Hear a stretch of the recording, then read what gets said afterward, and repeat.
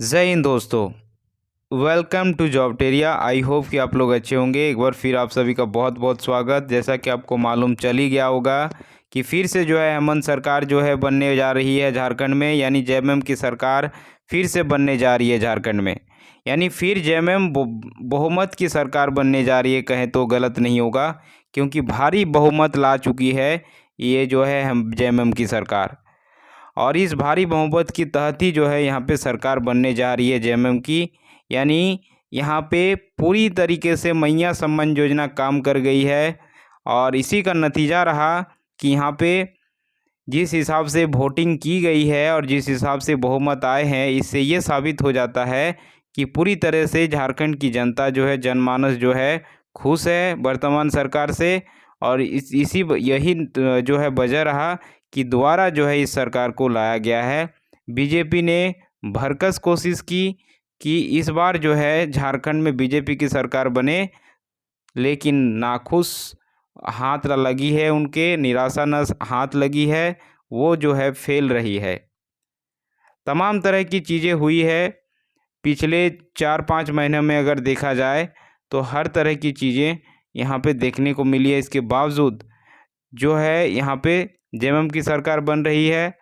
लेकिन सबसे बड़ा क्वेश्चन मार्क ये है कि अगर आप देखेंगे वर्तमान यहाँ पे जेएमएम की जो पार्टी यहाँ पे बड़ी पार्टी बन के यहाँ पे जो उभरी है, उसके पीछे का कई सारे रीज़न हो सकते हैं।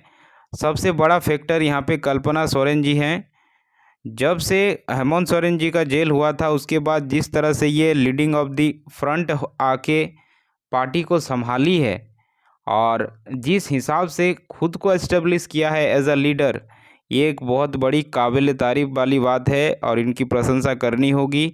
ये भी जो है अपने जो है सीट पे जीत दर्ज की है। ये गांडे से जो है चुनाव लड़ रही थी कल्पना सोरेन, वहाँ से इनको जीत हासिल हुई है।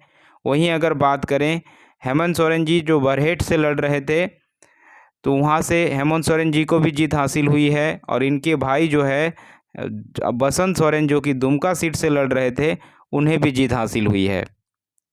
तो अगर देखा जाए तो हेमंत परिवार इस बार जो है एक प्रबल दावेदार के रूप में सामने आए हैं।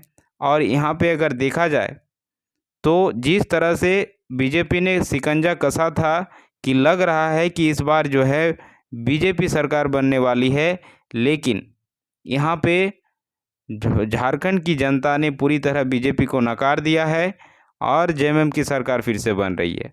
क्वेश्चन यहाँ पे ये उठ जाता है अब पढ़े लिखे युवाओं के साथ, क्योंकि पढ़े लिखे युवा वर्ग जो है पूरी तरह नाखुश थे, क्योंकि वर्तमान सरकार के कार्यकाल में जितने भी भर्तियां हुई है सब में धांधली की बातें सामने आई है और पेपर लीक के मामले भी सामने आ चुके थे। इसके बावजूद जो है नौकरियां तो उस तरह से जो मिलनी चाहिए थी वो दे नहीं पाई है वर्तमान की सरकार यानी जेएमएम की सरकार।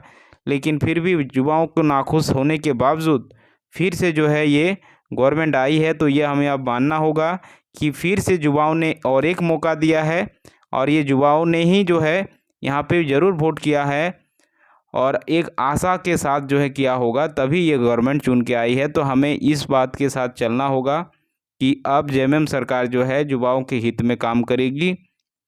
और इस बार तो कोरोना का बहाना भी नहीं होगा, पूरे जो है इनके पास टाइम ही टाइम होगा।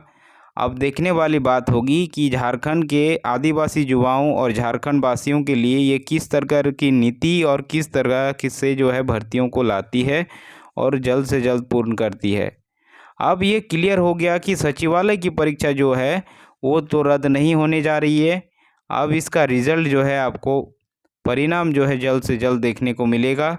साथ ही साथ जो है सहायक आचार्य भर्ती को लेकर भी जो है यहाँ पे बहुत जल्द जो है गुड न्यूज़ आ सकती है और इसका जो है यहाँ पे इंतज़ार रहेगा लाखों अभ्यर्थियों का।